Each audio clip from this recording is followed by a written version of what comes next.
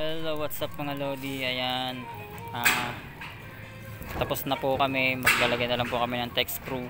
Ayan, matatapos na po yung ating project na steel trusses. Ito po yung gamit ko dito, Dutos na grinder, Dutos din na drill o impact drill, at yung welding machine natin is Kusama Japan IGBT, at yung ating auto darkening welding mask.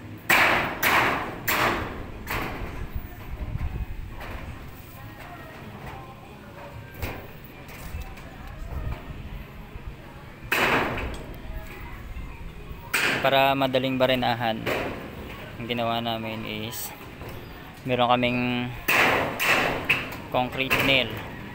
Concrete nail na nilagyan namin ng tulis, tapos winelding namin siya sa steel bar. Tapos ayan, yun yung pinapambuto ng paglalagyan namin ng tech screw para madali lagyan ng tech screw. Okay, alright.